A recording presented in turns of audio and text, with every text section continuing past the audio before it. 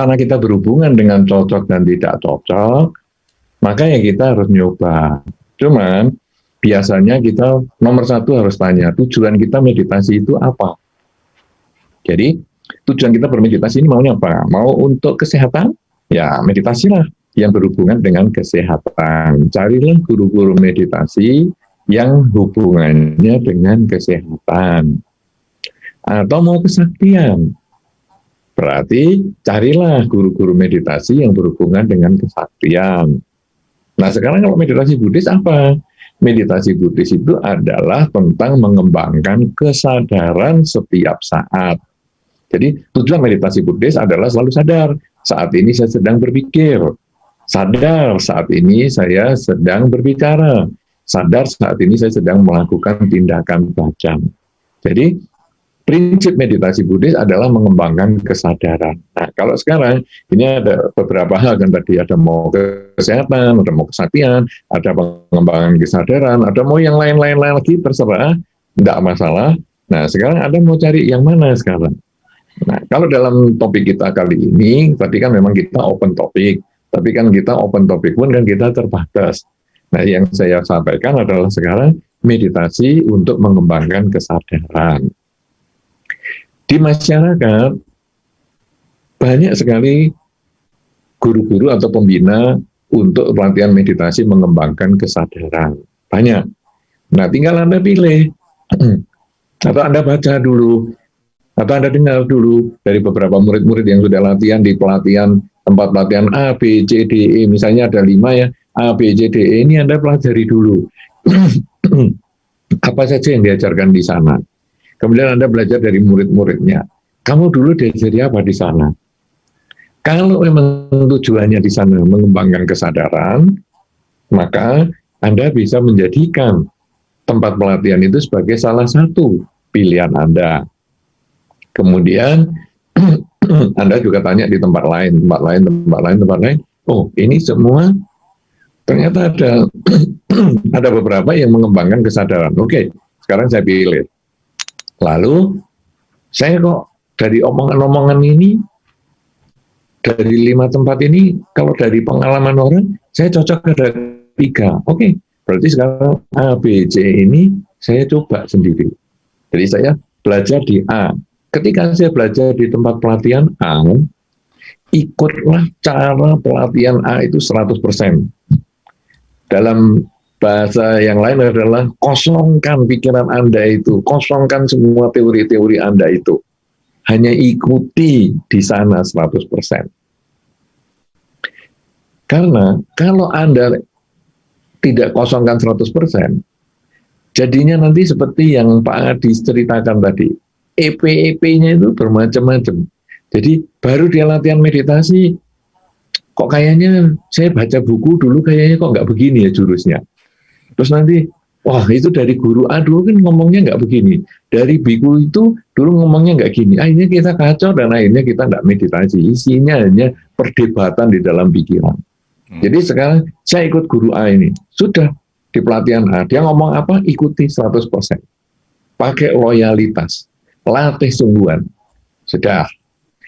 Saya rasakan cocok nggak? Lumayan cocok. Oke. Sekarang saya pindah ke B. Jadi ada satu masa lagi saya latihan di B. Ketika saya latihan di B, semua ilmu yang A tinggalkan. Semua pelajaran-pelajaran yang lain tinggalkan. Kosongkan semua teori-teori kita, latihan di tempat B ini. Pola ini sebetulnya, kalau saya lihat dalam riwayat Buddha Gautama, ini beliau yang umur 7 tahun. Beliau umur 7 tahun, beliau bisa bermeditasi, ketika ada festival membajak di sawah, dan beliau bisa bermeditasi dengan baik sekali di bawah pohon jambu sepanjang hari di situ. Nah, saya membaca itu sebagai bahwa kalau kita mau meditasi, tidak usah terlalu banyak teori.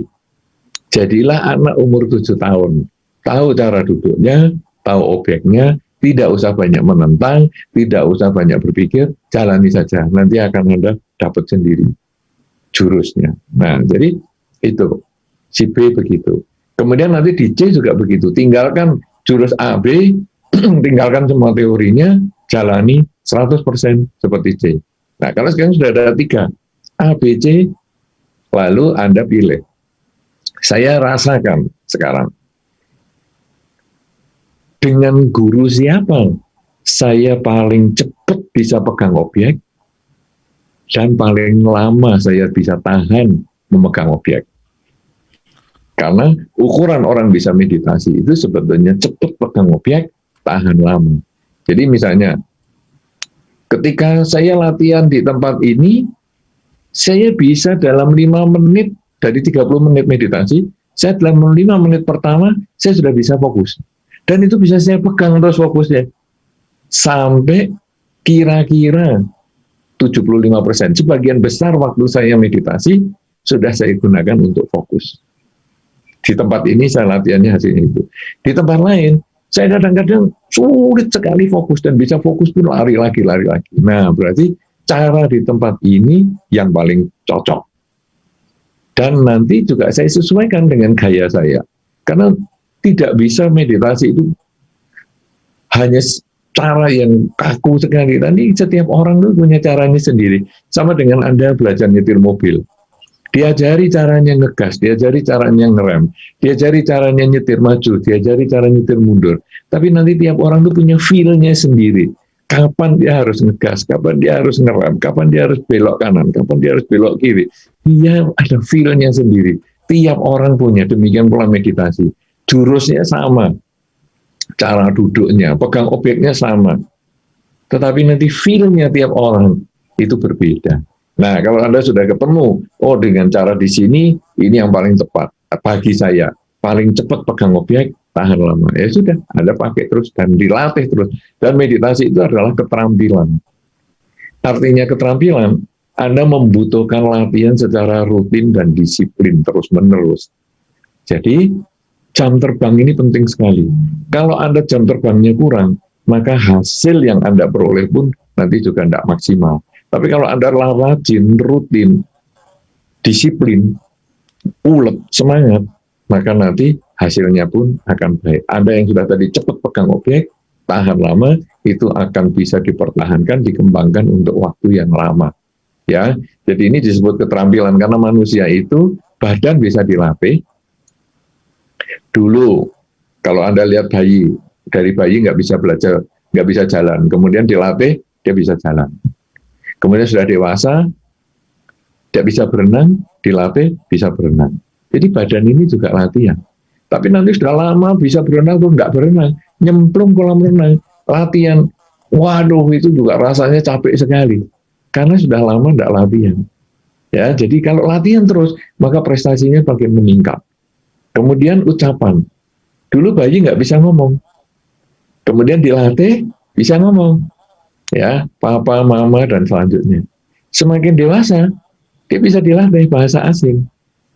Itu semua adalah latihan. Tapi nanti bahasa asing nggak pernah dipakai, juga dia lupa. Pikiran juga sama.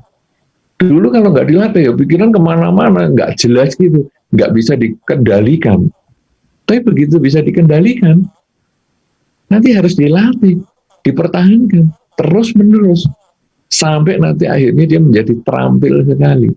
Ini semua latihan, pikiran juga latihan. Makanya meditasi, cara memilih guru adalah semua guru sebetulnya punya kelebihan dan kekurangan karena dia jalurnya masing-masing. Tapi kita lihat tujuannya.